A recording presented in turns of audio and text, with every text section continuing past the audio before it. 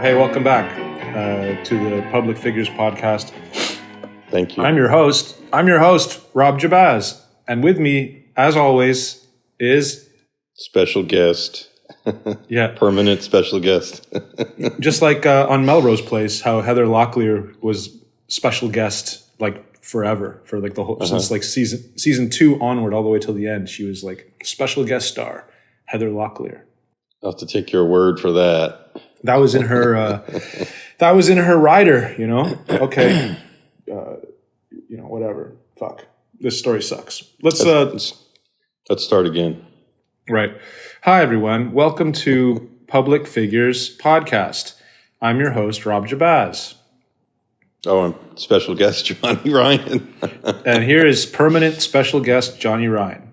Now, let's get down to what everybody wants to hear about. Us talk about Darker Than Amber. Mm-hmm. Our fucking episodes don't really get very much viewership. Right. Like, in fact, the 2B20 episode got like 60 views, and I don't think that's going anywhere. But is that not a lot? I don't know. 60 views? It seems like a lot. Yeah, well, I guess so. But I mean, we've kind of been on sort of like a downward trajectory. Like every episode is just kind of like less views. Well, that's life, I think. Yeah, but here's the big but. The Castle Freak episode actually has like at the time of this recording has 260 views. So I think it depends on the film. Like if it's something that like 2B20, like nobody knows that movie. I know. Castle Freak, everybody knows Castle Freak. That's exactly the point, I think. And also there is a Smile 2 what do you call it? Like there is sort of like a small Smile 2 poster in the thumbnail. So that was the big selling point. Well, I mean, honestly, like people like you gotta understand YouTube here. You know, I mean, we're not really dealing with sort of a niche audience. We're dealing with just Joe Buttfucks. The Smile 2 army. Yeah, checking out the podcast. Yeah. I don't know. I guess whatever. Smile Tuniacs. I'm kind of doing this because I think it helps me to kind of just enjoy movies more a little bit. That's actually my motivation. I don't know if I have a motivation other than you asked me to do it and I do it. Nah, you like it. Come on. Sitting down and watching a movie and kind of just being like, okay, I have to have an opinion on this, you know, and like kind of being forced to have an opinion on something, I guess kind of changes the way that I look at viewing a film. So, and I also feel like I'm just seeing a lot more stuff that's maybe out of my wheelhouse, but then sort of learning that it kind of is my wheelhouse, you know? Like, I mean, I enjoyed Darker Than Amber a lot more than I thought I would. When I kind of got a taste of it in the beginning, I was kind of just like, oh, I kind of think I know what this is going to be like. But then that woman gets thrown into the path of that car, and I was like, okay, I'm 100% in. You know, anything that happened before, you know, I mean, it was kind of cute. I kind of like the little burgeoning romance happening. That woman, whoever she is fucking banging hot. Susie Kendall. Yeah, and I like kind of like the puffy faced protagonist, like Rod Taylor. Yeah, Rod Taylor from Time Machine. Yeah, I don't know. You never saw Time Machine? No. It's great. Is that the one with, that's the one where they go with like Morlocks and stuff? Yeah. Yeah. No, I never saw the H.G. Wells Time Machine. But, I mean, that guy's a drunk for sure. Well, he's like Australian, so. Yeah. He's Australian. I think he's Australian. Okay, I'll take your word for it. Sometimes he kind of like, he looks exactly like if Robin Williams was like a tough guy. Robin Williams is a tough guy, isn't he? Is he? Don't you remember that time when he like beat up John Lovitz at the comedy store in West Hollywood? No. Yeah, no, I'm just joking. That didn't happen. John Lovitz beat up Andy Dick. That's true. Right. But we're not talking about John Lovitz. We're talking about Robin Williams, and Rod Taylor looks like if Robin Williams was like a tough guy that like worked out. Yeah. It's funny because I guess I'm not that familiar with Rod Taylor, but he's also in The Birds. Did you ever see The Birds? Yeah, definitely. That used to be one of my mom's favorite movies. Go on. So he's the male lead, I guess. Right. Yeah, he's cool. He's kind of introduced in this film as a little bit of a tough guy, but then to the film's credit, our antagonists are even tougher guys, and there's two of them. Well, I don't know if you read the Wikipedia or did any sort of investigating about the film, but the villain in the movie, played by the great William Smith, I guess that fight that they have at the end was somewhat real, because William Smith said that Rod Taylor broke a couple of his ribs, and then William Smith, I guess, broke Rod Taylor's nose, like punched him in the face.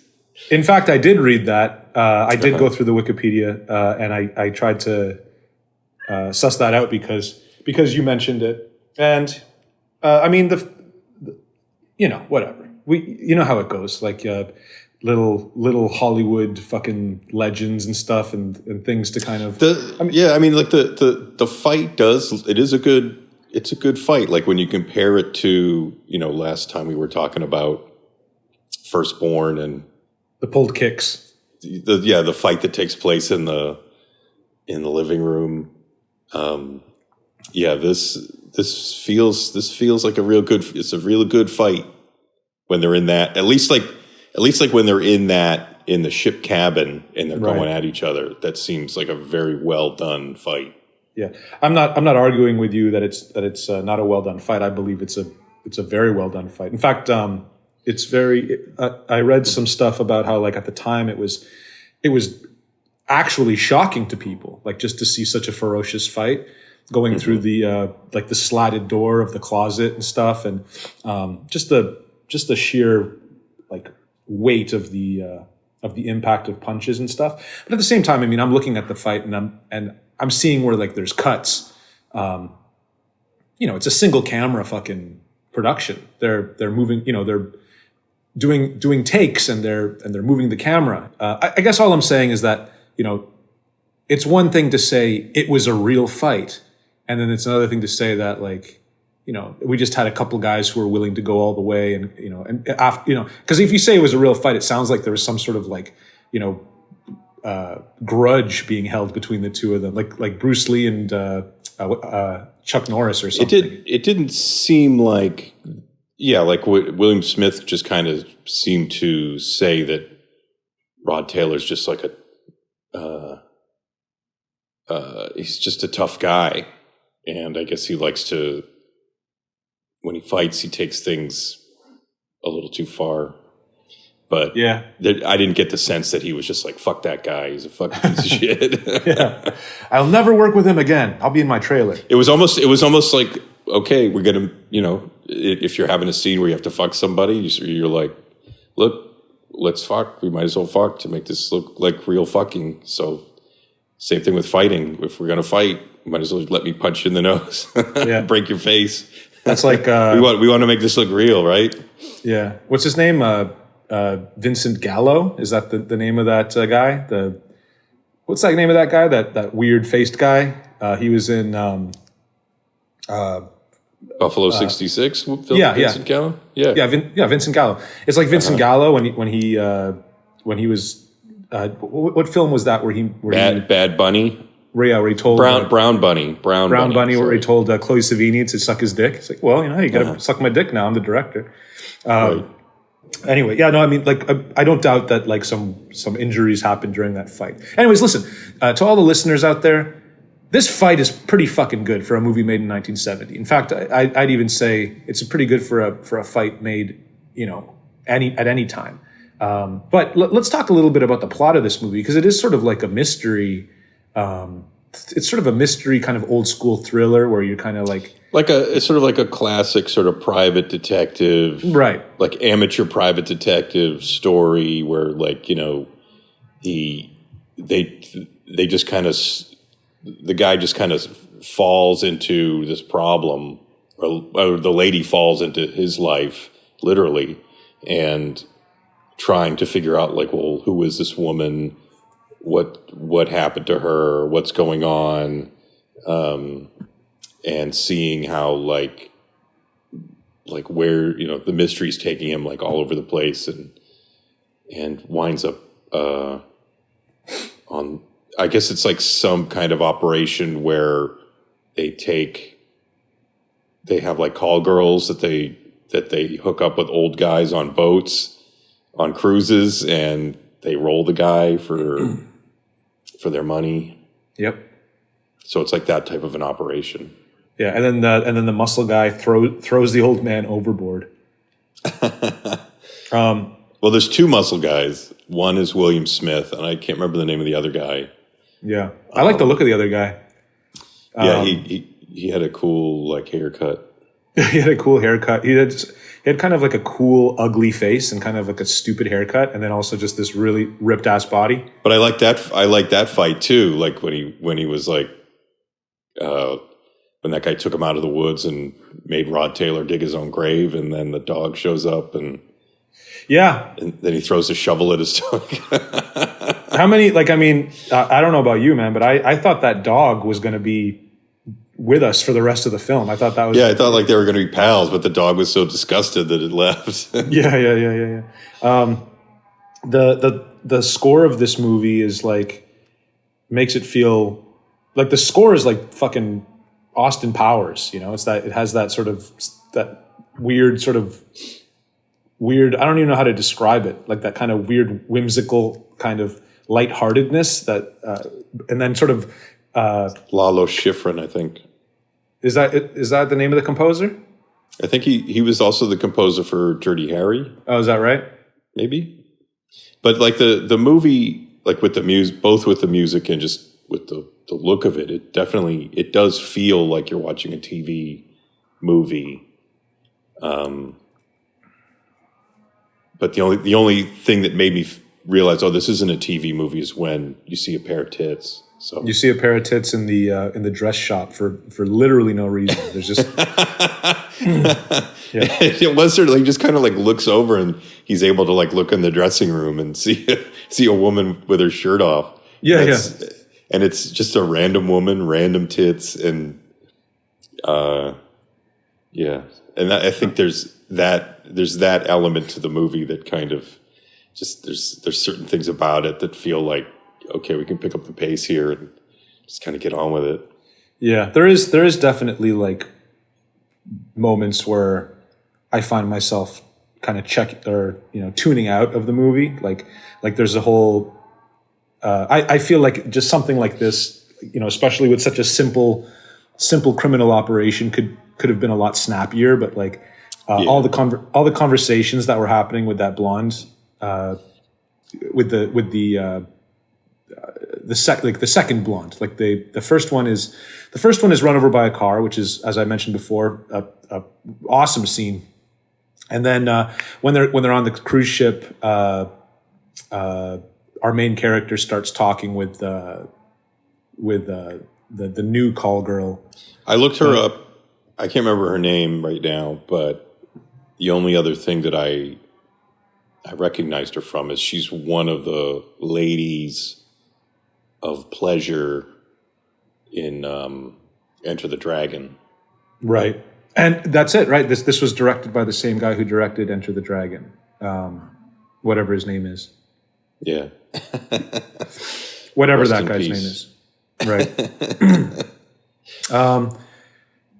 Except for that fight, it's not really pushing, you know, any boundaries for me personally. Yeah, one thing I will say is that, don't you think it's funny how they introduced that plot point of finding a girl that looks exactly like the other girl? Like, yeah, what a completely ludicrous. And also, it doesn't even amount to anything. It amounts to him already being beaten up, being like, hey, fuck you, like kind of coming up off the ramp of that ship, and then seeing her in a wig, and then like he's already been kind of made. Like there's no reason for even that to be in the film, but like they didn't want to stop giving that girl screen time, I guess, or something. So she's got a person who looks exactly like her, who's unrelated to her, who's willing to do this sort of, sort of trick, to play this trick on this dangerous criminal. And get involved in a very dangerous operation. Yeah. And also she just happens to just live close, like, I mean, if you went all over the whole world, like you maybe might be able to find someone who looks like 90% like you. But the fact that she just lives down the street, is kind of like, what? I don't understand. This is a little bit of too far of a bridge too far is what I'm trying to say. But you're right. That whole gambit really offers zero. It has no purpose other than like when William Smith is getting off the boat and he's all kind of rattled and beat up and then she's like, oh, hi. Yeah. And he's like startled because he's like, oh my God, there's that girl that I killed and she's still alive. And he has like this moment, like it causes him to panic.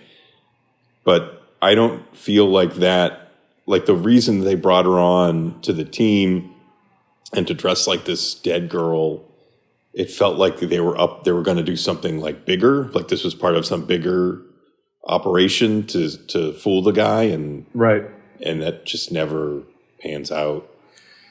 Yeah, and it was also kind of funny the whole thing when you meet the second girl on the boat, and she just kind of like off the cuff, just sort of like when she's talking about the bad guy, she says like, oh, he wears a toupee, or he's bald. Right. And you're just kind of like, huh, what? And then at the end, when he's getting his ass kicked, suddenly his toupee falls off. Yeah. And you have like a moment of like him bloody and bald, like totally just like, deranged and destroyed, and just like, ah. Yeah. Totally exposed for the bald piece of shit that he is. Yeah. Yeah. And even that felt like very sort of like out of left field.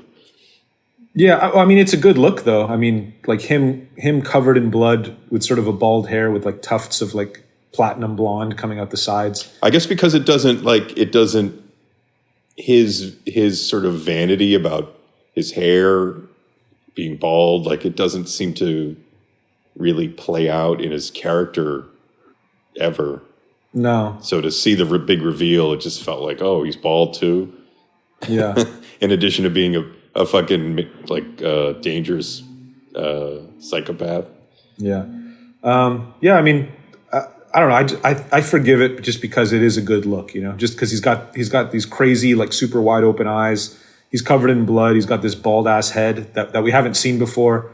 And he looks scary. It's almost like he's like, like leveled up into his second form or something. But he's really good. Like that actor in general is really good at playing scary dudes. Mm. Yeah. No, just the idea of like a really strong, bad bodybuilder type criminal. I mean, I just like that. Like, I mean, like what's scarier than just like a guy who's way stronger than you, who's also just evil, and he just wants to fuck you up and take all your shit. It's just very like, and not only that, but he's also kind of clever. Like he's not a stupid idiot. He's kind of got like a plan. It's not a very complicated plan, but he's a clever, kind of sneaky, cunning guy. But both of them are. Yeah, just sort of clever, super strong, simple and effective. Did you ever see villains. that? Did you ever see that? I think it was Michael Bay who made Pain and Gain. Yeah, I kind of like that movie. Yeah, it's all right. It might be the only Michael Bay movie I like. Yeah, I think so too. I actually kind of liked that movie Ambulance he made, but I might be. I haven't seen that. I think I might be wrong about that. I think that there's maybe like it's maybe good for only 50% of the film. Pain and Gain is fine. There's a lot of very silly stuff in it, but it's not silly. I feel like it had like intentionally has sort of like a little comedic sort of, tinge to it. Oh no, I get it. Like I get that that's what Michael Bay's trying to do. He's trying to show like his kooky his comedy chops. But I mean, the jokes that are supposed to be jokes are just silly and embarrassing. Isn't there like a fat guy that like shits all over the bathroom? I mean, like that. Okay, like I'm down with stuff like that. But then they also have that Australian, kind of analog to Amy Schumer right now that maybe we can try to use, to get some laughs out of the audience, But I don't know, whatever. Pain and Gain, I don't know, man. It's okay. It's not something I'm gonna fucking shit my pants over. All right, calm down. I didn't tell you that it's no Smile 2 or nothing. It's no Smile 2. I'll tell you straight up, man. That's no fucking Smile 2. No, I would give Darker Than Amber like maybe 2.5 eggplants. Oh, really? I was actually even going to think giving it more, but now that I think about it, since there's only a maximum of 5, I'd give it 2. I'm going to give it half less than you because one half less because it's also got one of the worst posters I've ever seen for a film ever. But it was just like I feel like it just needed to be snappier, and I felt like it could have. I feel like with these types of detective movies, when you're having like you're having like a detective character kind of like follow this trail and meeting people, and you really want the people that the detective meets to be really compelling characters, interesting characters, and I felt like we weren't really getting a lot of that. Yeah, we had that the black lady, the maid. The black lady's she's just whatever. Like, and the only real interesting people were the 2 bodybuilder guys that run the crime ring. They're not goons that work under some smart old skinny guy. They're the brains of the operation. That's I guess getting to the heart of what I like about it. Yeah, I like that too. No, I think it's it's all right, and I think like there's I like Rod Taylor, I like William Smith. Yeah, it's okay. Yep. All right. Yeah, I mean, 2 for me, 2.5 for you. Good car accident. Yeah, good car accident. Good fight. Good set of tits in the dress shop.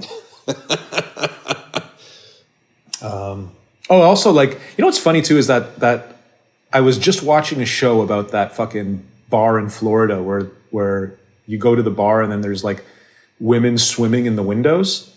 Like I was watching that fucking It's Florida Man show that's on, I think it's on HBO, and it's just like about stories about people in Florida or something. But like one of the stories was about this about that particular bar. And I was like, oh, what the fuck? I just saw a fucking show about this exact bar, and now it's in this movie, So it's kind of anyway. As we move along to our next film, which I think we should talk about Perfect Blue next, just to split things up. We also want to take a moment to talk about stamps.com. Right. Go ahead. It's the best. Okay, let's go. If you need to mail any sort of package, then go ahead and let your fingers do the walking over to stamps.com. Got to get some of that stamps.com money now. But anyways, Perfect Blue. I saw Perfect Blue when it premiered in North America at Fantasia in 1997 in Toronto.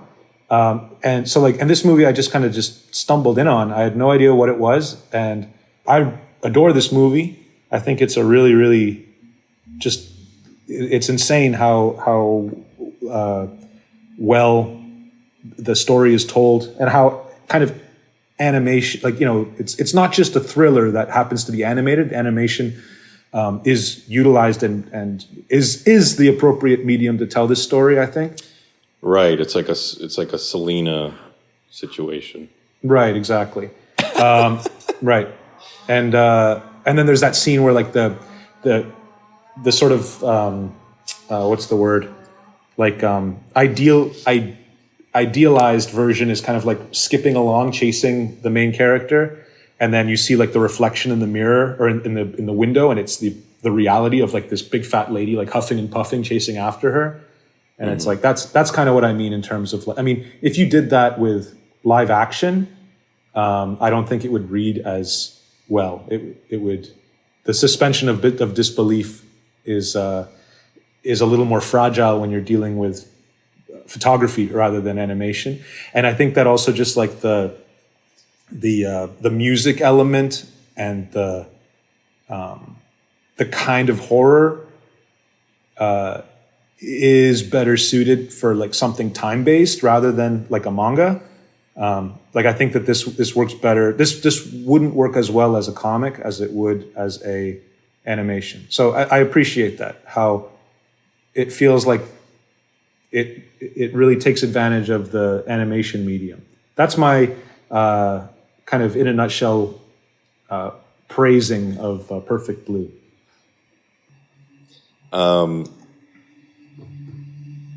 I feel like, and before everybody gets mad at me, because I know this is a beloved movie among weebs. Here we go. Here we go. You know what? I really appreciate all the hard work so patronizing. everybody put into this film. It's really amazing. But ultimately, I have to say that this movie really wasn't great. It's not a great story. I felt like the characters were, like the main character kind of, it was just, she kind of wasn't adding up for me. Like she wants to leave behind the world of celebrity pop singer stuff. She doesn't want to be a pop singer anymore. What does she want to be? She wants to be a Z grade level actress. That's what she wants to be. No, she then embarks on an acting career. She doesn't. Well, I mean, like you're making a lot of assumptions. Like she's in a sort of an idol group, and at the time, this kind of idol group that she's in, and even this style of, I mean, you see where she's playing in the beginning. She's playing at like a outdoor kind of fair kind of thing. Like it's not like a big show. It's just sort of a thing that people would like wander into. It's not like a thing with tickets or anything. It just seems like it's an outdoor fair. So she's kind of she's a sort of she's not high level at all. She's low level, and her career is kind of like dwindling. But what her agency wants to do is pivot her into being an actress, and also like give her an image change, like kind of portray her as being more mature, and the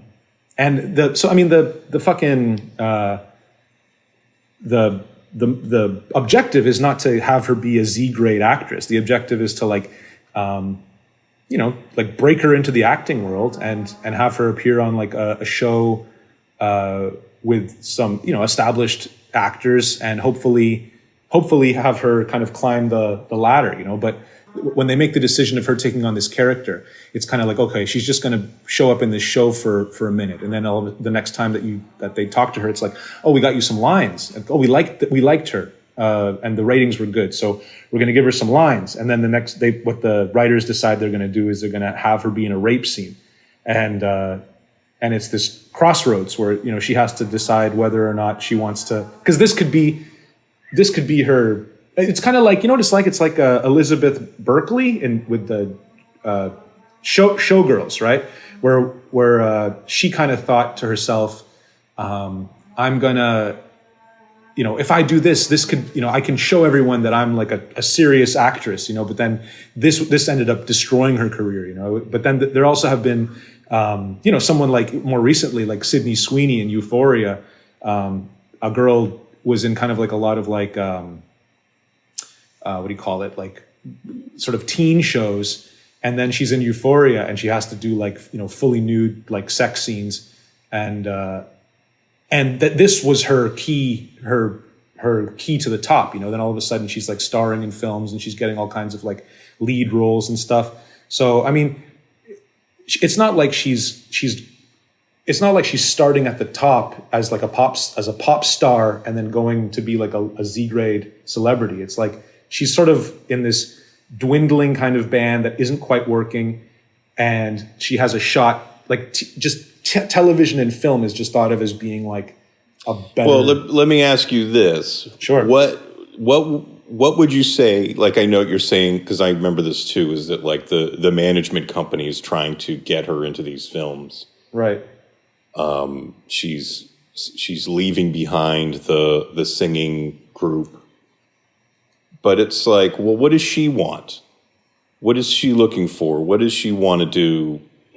I don't get to feel. I don't feel like she wants to be in a pop group, and I don't feel like she wants to be an actress. I don't know what she wants. So we're dealing with a character who feels fairly directionless. And that wasn't very interesting to me. I've met actresses like this before who are Asian and young, like 18, 19 years old, and they come from like small towns, but they're like pretty, and then they take dancing lessons and shit, and then they come into the big city, and oftentimes they're just doing what their fucking agencies are telling them what to do. What do they want? They just want to make everybody happy. They just want to. Okay, but like that might very well be the case in the real world, but it's not. There's plenty of shit that goes on in reality that doesn't make a good movie, and that's what I feel like is going on here. That to me, this to me does make a good movie, because it's about discovering who she is and discovering that she needs to kind of have more agency over her life, and she can't just kind of be. And like, because she realizes that like after doing like the rape scene, and she realizes after doing that photo shoot, that it's traumatizing to her, and then she's also, and she's feeling the world closing in on like around her. And it's, I didn't realize a rape scene would be traumatizing. you didn't realize that? Oh, no, I'm being sarcastic. Like, right. She's sort of like, let me try out this rape scene. Oh my God, it's a lot more traumatizing to be fake raped than I thought it was. It's a lot different than dancing, singing children's songs on stage. Listen, man, I've been in the position where I've had to convince actresses to put themselves in situations where they're being sexually assaulted in one way or another. And, it's the way I've sold it. And I do believe this still, is that like, we're just doing this this is just pretend, we're doing this because we're making a horror movie. And like, I promise you that I will do my best to make this as tasteful and respectful as possible. Like, this won't be treated as a joke. And like and I mean, it's to a younger person, it's almost like the first time that like, an adult throws you a set of car keys and says, "Hey, how about you drive?" It's kind of like, oh, I finally a chance for me to kind of do something adult or to show that I'm not a kid. Listen, man, if it didn't work for you, it didn't work for you. I'm not going to sit here and try to convince you, but I do feel like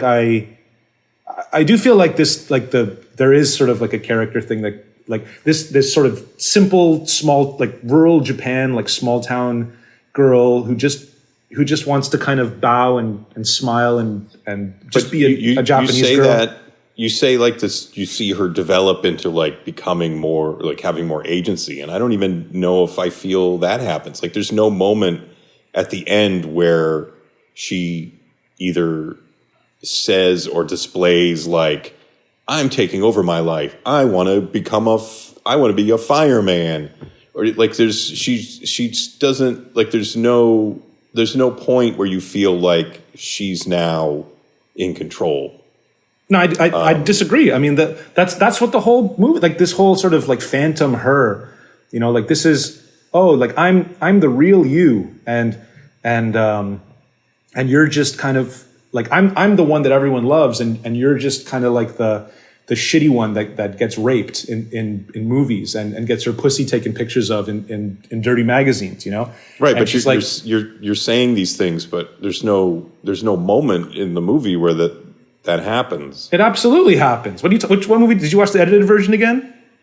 I don't know what I watched. I watched whatever was. They removed I watched the version where they removed the ending scene where everything wraps up and is concluded in the proper way. Yeah, I mean, the whole thing's about her struggling with her like pop star. You know, I've been this pop star my whole life, and then all of a sudden, See, I don't feel like there's any struggle going on at all. Like it just feels like she just sort of is like a doormat, and everybody's like, "You do this, get raped over here. Oh, here comes the imaginary serial killer. Here comes the imaginary you," and she's just like kind of like sitting there watching all this happen. She doesn't really do much other than just observe. Did you think the serial killer was imaginary? It's hard to tell with the movie. Like it was, you don't know. Like, is the serial killer imaginary or is it in her brain? No, the serial killer is real. The guy, like the serial killer guy, is like he thinks that he's in communication over the internet with her, but really what we find out is that the manager has been communicating with him and telling him, like, you know, please save me. The real Mima is actually talking to you right now, and the one that's in real life is just this imposter, and I need you to kill her for me. Okay. The serial killer is like a fucking like an attack dog that's being kind of manipulated by the manager, and then for what purpose? It's stated in the film that like the manager had aspirations to be kind of like a pop star, but then, you know, something happened, like whatever, maybe she, like, I can't remember what it is. Like she broke her leg or she wasn't able to continue dancing or something, or maybe she just failed. So she took on the role of like a manager. So she's kind of been living vicariously through this girl. And now that this girl is kind of like disappointed her by not going. See, I guess I thought that the manager was just like in the same way that I thought that the serial killer, in the same way that the double of the girl, like that was all just the manager. It wasn't like a separate person. No. Well, okay, listen, man. If it didn't work for you, didn't work for you. But the other thing was that I remember too is like there's this whole sequence where like she starts finding like somebody's posting her private journals online and recounting like, and there's like things like where it's like somebody's online like recounting everything she's doing, everything she's thinking, and so then we're then led to believe that that's the manager doing that. But it's like there's some stuff that she's doing that is like there's no way that the manager would know that she's doing these things. Like what? Like what she's thinking in the grocery store. Well, she like I always buy cow brand milk because it's my favorite kind. Like that's the grocery store thing. And then I always go step out of a train with my right foot first, and same thing into the bath. Like it's and then there's also this aspect of that where like, okay, somebody's posting my private thoughts and information online, and then it just becomes like, you know, oh, somebody's posting like if. Then she just doesn't seem to be a big deal. Like 5 minutes later, like you'd think that would be like, I have to find out. I have to shut this down. I have to find out who's doing this. She just kind of gets distracted and goes on to the next thing. Well, there's two things that you can say about that. Like when this movie came out, it was like the beginning of the internet, and like they should put a disclaimer at the beginning of the movie saying that, look, everyone, this is the beginning of the internet, and people's understanding of computers isn't really up to speed. So patronizing. So just be aware that some of these plot points that are using the internet aren't really they're not very good. So no, they're in the context of the film, they're totally fine. No, that's complete. You're fucking talking out your ass right now, buddy. I got to call you on this one because it's the internet just started, and like there's not really much of a precedent. This girl is a country bumpkin. She buys an iMac for the first time, and she plugs it in. she's figuring out how to use a mouse. I wish there was 30 more minutes where we could see her trying to learn how to use a computer. No, they communicate it very clearly in about 20 seconds. But anyways, like not clearly enough. Well, I mean, not clearly enough for you. I seem to get it pretty easily. But the thing is like, okay. She's looking at this thing called Mima's Room, which is like kind of a fan blog, and it's just like somebody writing stuff about her, and she has no basis upon which to compare this, right? So she's just kind of like, oh, I guess this is normal. I guess I have a fan out there who really fucking knows me, and she laughs at it. She doesn't even think it's weird. It's not like this whole sort of, and they make a point of explicitly kind of leaning into that, where it's like, she's like, oh wow, I always step out of the train with my right foot. I always like to use my right foot first, even when I step into the bath, and it's sort of like the audience is like laughing, like, oh my God, this girl is so fucking naive that she's, somebody knows personal information about her and she doesn't see that it's a problem. Like that, the naivety of the girl earlier in the film is like a big point of the film, a big point of the movie. And if it's just like, if you're going to tell me like, well, I thought it was bad, then, I don't have much of an argument to say, but I do believe that it's like everything that's there is absolutely intentional and on purpose, and trying to create this sort of like woefully naive girl who is caught up in something that she doesn't even, she's so naive, she doesn't even understand that she's in danger. And then slowly, like as things start to close in on her, she starts to realize she's in over her head. And by the end of it, I mean, she has to, I guess, fight against this, it's essentially like in real life, it's her manager who's crazy and who's kind of like taken on a very bizarre kind of vicarious, like she's trying to live vicariously through her. Right. And but the way that it's kind of internalized with the main character, almost like at that moment where she did the rape scene, she gets split into two, and then it's this sort of idealized version of herself that is hostile towards her, and then this like this sort of reality version of herself where she just kind of feels like ashamed and stripped of all that sparkle and stuff, Anyways, listen, again, I'm not going to sit here and try to convince you to like it, but like I do think that there's a lot of really good stuff going on in this movie, and I'm a little sad, man, to be honest. Okay. I want to just say that looks good. It's a good looking movie. It's very well animated, but it's confusing. It's not very interesting. Stuff doesn't add up. Let me see. Hold on one second. I just need to take this call and tell them to shut up. Uh-huh. Hello? Hello, is Robert speaking? Yeah, this is me. Oh, sorry, Robert. I'm here at Corporation Bank.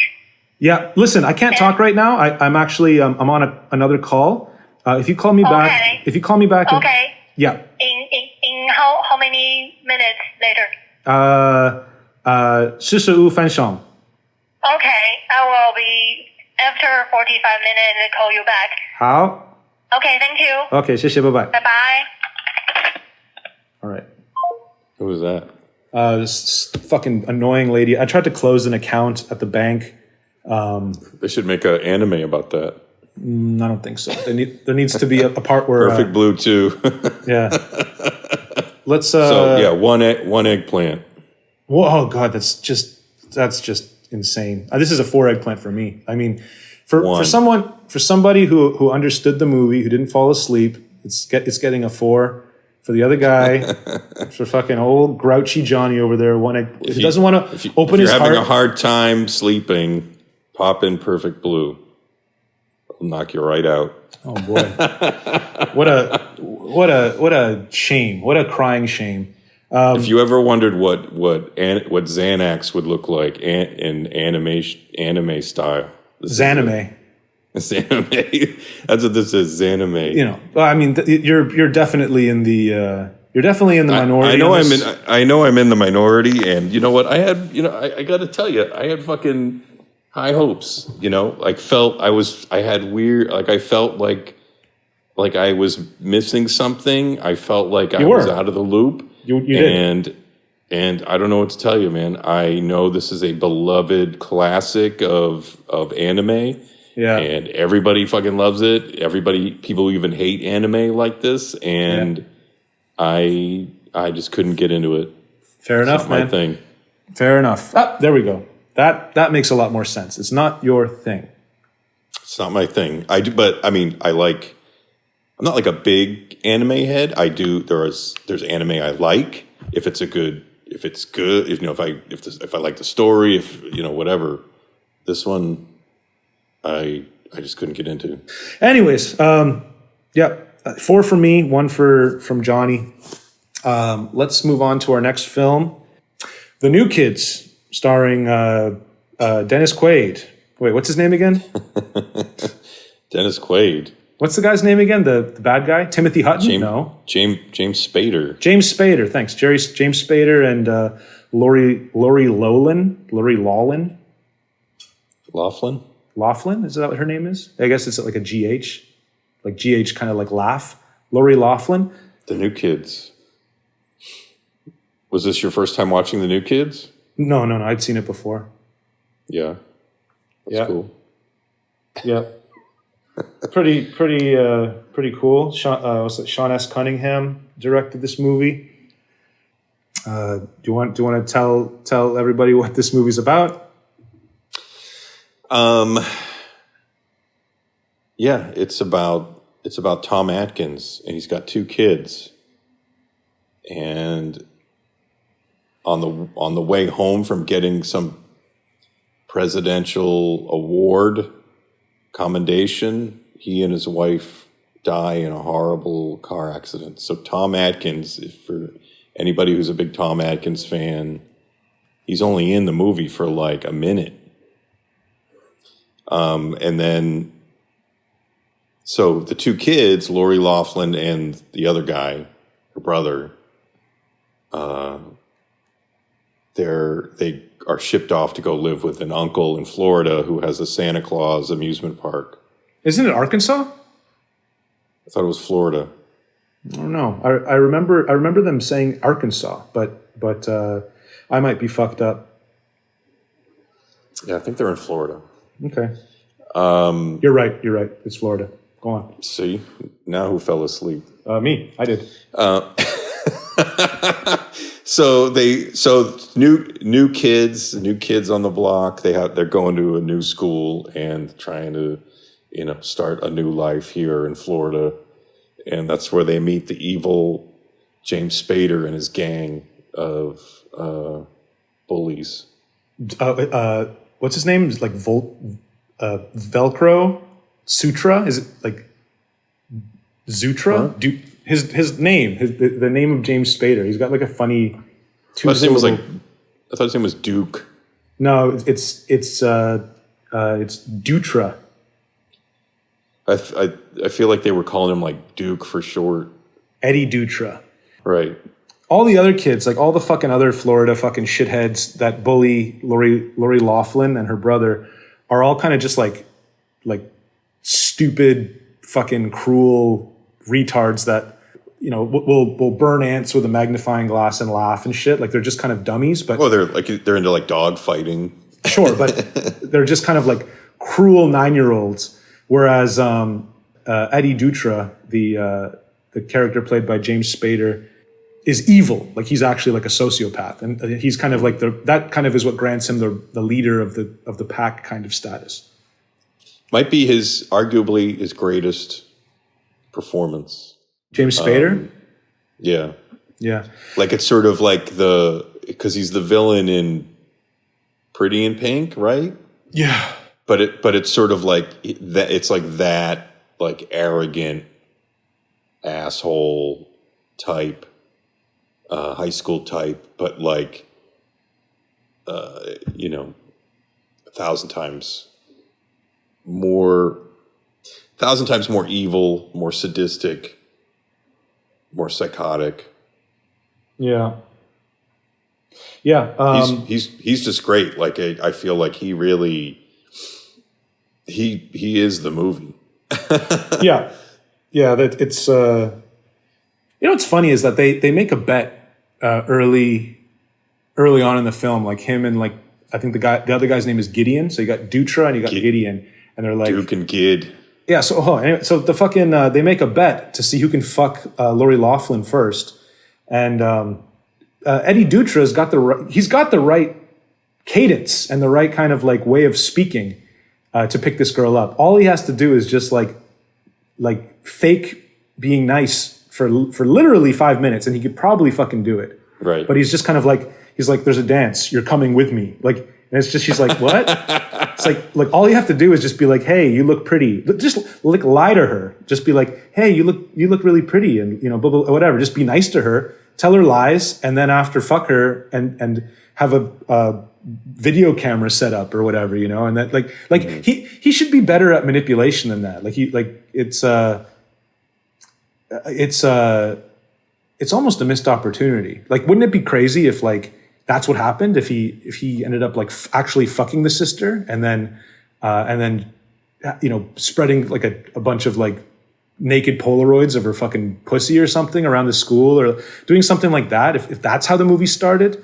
But instead he fucking totally shits the bed just by being mean. And actually, I hate always bringing every fucking movie back to my fucking movie, The Sadness, but like he starts acting like the fucking businessman on the train in The Sadness, being like, all you girls are all the fucking same. You think you're fucking pretty, you can shake your fucking ass around, and all these guys are supposed to fucking give you what you want. Well, fuck you, and he ends up leaving.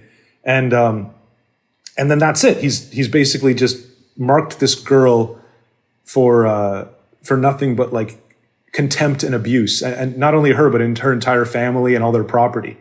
Mm-hmm. And then you got Gideon, who you actually posted as a story on your Instagram of their encounter in the library, which is fantastic. You want to go ahead and tell us what happens in that scene? That's great. Just such a great moment. And that kid he's I can't remember what his real name is, but he's in Return of the Living Dead. He's one of the punks. Is he? I think so. Damn. All right, keep going.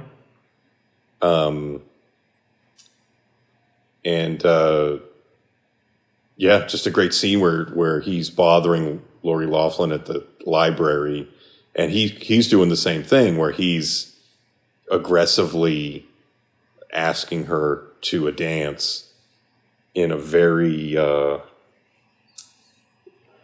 unfriendly way, like just basically ordering her to go to the dance with him, and she of course refuses, and he just hucks a big clam on her on her computer. Yeah, I think that the style of trying to get her to, or the style of persuasion is a little different. I would even say that like that kid Gideon is like a little more on the right track, maybe. I mean, he's I don't know, like he like immediately just like sits in her chair with her. Yeah. But I mean, he's trying to like give her a compliment, or trying to do something, like trying to like offer some. Maybe you're right. Like I probably like right from the get-go, he is being way too fucking touchy with her, and she was not into it. Whereas at the gas station with James Spader, she kind of was coyly into it for maybe a minute, So yeah, I mean, probably. And also, both of everybody in their crew, but especially those two, they look like these are evil teens. Like they just look bad. Yeah. So like they have that like right out of the gate. You're like, don't fuck with these guys. I don't want to go to the dance with these guys. I don't want to hang out with these guys. These guys are bad news. Right. Let's cut to the chase. Like in terms of like the violence and kind of like, you know, the audacious kind of stuff. What were some of the hits of this film? I mean, I like when violence is great. It's okay. I mean, I really would have liked to see a little more when that guy's head was forced down on the roller coaster tracks. But you know, sometimes I just kind of like allow for like, okay, maybe they didn't have the budget to buy a big rubber head to like have it roll down the street after he gets run over by the roller coaster. There's a painted white sort of shed door directly, or just a piece of plywood or something directly ahead of the guy's, you know, neck, where his neck would be pointing. I would have liked to just see, even if they don't have the head, just some blood, like a guy's head came off, like, you know, give me a splash or something. Like with the dog attack was great. Yeah, that was good. Like it just like seeing the blood like dripping down, like the whole thing with like the old guy pushing the bucket of blood in Gordo's face. He's got like blood dripping off his baseball brim. Yeah, and he's sort of like all like discombobulated with blood in his face, and the dog is let loose and chews his face off. Yeah. That was cool. But one of my favorite parts is when, like, it was the revenge moment when I don't even remember what his name is, but the brother, Lauren is his name in the movie. Yeah. You know what's funny is that in the movie his name is Lauren, and then in real life the actor's Shannon or something. Yeah, it's like I was saying this. I was looking this up. I was like, damn, this guy just can't get a break cut for him. But he sneaks like, I wonder if they did that on purpose. Yeah, exactly. That crossed my mind. Yeah, we got your character Jake here, and it's just like, what's your name? Shannon. It's like, oh, okay, fine. You like having a girl's name? We'll fucking abide you. He ends up sneaking into James Spader's fucking bedroom, and then what happens? In the middle of the night, like for revenge to like get back at what James Spader and his gang did. He sneaks into James Spader's bedroom, and the fact that James Spader is sleeping in like a super tight Speedo and just sort of and just kind of like forcing him to like put at knife point to give him his money for the scratched up convertible. Yeah. That was just a really good scene. Did you think that he was going to make him suck his dick? Crossed my mind. Like you can't go into a bedroom with James Spader looking that hot, not Papa Rod. Yeah, exactly. It's like, you know what? Fuck it. I'm gonna put it all on the line. Get down and suck my fucking pecker. Now we're even. Yeah, now we're even. It's like you're like taking pictures of with a Polaroid camera. He even tells him after he finds the drugs and stuff. He's like, "All right, get down." And I'm like, "Oh, that's the right direction in order for this to happen." You know, him getting. But I do like they're able to maintain the back and forth fairly well. The James Spader and his gang do this, and then Lauren does this. And then James Spader and his gang do this, and just the whole back and forth between the two. It's like the tennis match of it. It's done very well. It's very entertaining. Yeah, it's good. It's good. There was something else that I wanted to say about this, like James Spader's ultimate demise, getting his head roasted. Oh, that's what I was going to say. They pull Lori Loughlin out of the dance, and just out of the barrel of a gun, they start spraying her with lighter fluid. They're going to light her on that's fire. great. They're going to burn her alive, and they squirt her in the face with lighter fluid, and they're going to light her face on fire. Like there's like a sadistic quality to the movie that I enjoyed. They could just give a guy a wedgie, but instead they're threatening to burn him alive. Like that's how far they go. Right. Well, I mean, yeah, that's just like exaggerating teen bullies into very sophisticated, evil villains. It's just more exciting. Yeah. Yep. It's pretty cool. China attacking you? No, I thought there was an earthquake, but it's all good. No, it's good. I don't know, like you kind of know that there's going to be like the big finale is going to take place in the amusement park at the end, and it's a little. I mean, there's the part in the Hall of Mirrors. There's the aforementioned decapitation via roller coaster. The dog attack is good, and the burning James Spader's face with the gasoline was cool. Yeah. There's cool stuff in it. It's good. It's a good movie. Yeah, it's okay. I give this one like. Wait, hold on. What was what did you give? What did you give Darker Than Amber? 2.5. Yeah, I'll give the New Kids 2.5. I think. I'm gonna give it 4. Really? Oh, you really like the New Kids? Wow. I sure do. I just like rewatching it. I was like, wow, I forgot how good this was. I'd like everyone to know that this was my recommendation. And I also like the button on the end where like you see the little brother. All right. Watching them drive away, and you're like, okay, it's not over yet. It's not over yet. Too. Yeah, the little kid is gonna he's gonna seek vengeance for his for the wrongs done to his family. Anyway, yeah, fuck the New Kids, man. I recommend it, but whatever, it's fine. It's fine. It sucks. Piece of shit. I mean, Lori Loughlin's tits are pretty fucking sad. Yeah, they're weird. They are kind of strange. Yeah. And then her hair is like this weird basket. Well, it's like the Little Mermaid hair. Yeah, it's. I don't know. She's like, I kept wondering, like, is she any good? Like, I guess she's good at just sort of like being this kind of like naive goody two shoes. I'd like to see Lori Loughlin in a role where she plays like a slut. I believe it. Oh, and also Eric Stoltz is in this too. Really? Where is he? What is he doing? He's Lori Loughlin's romantic interest. Oh, the red hair guy? Yeah. Oh, that's right. He is. Mark. Yeah. Who do you think it was?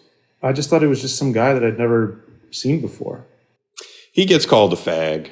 Yeah, well, yeah, that's true. That is very painful. That's pretty much the same thing as having been called a fag. I know. That I'm still in recovery and therapy. Yeah. That's funny.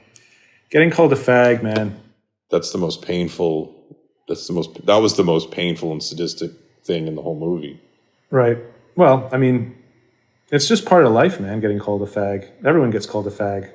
You know, like my cat gets called a fag almost like 5 times a day. Well, I didn't want to say anything, but your cat is a fag. This cat's a girl. She's definitely a fag. All right. Anyways, okay, cool. Well, I guess we're done with the episode today. Thank you, everyone, for listening. Don't worry, we'll come back later with a better episode. Until then, goodbye. Don't count on it. Yeah. Bye.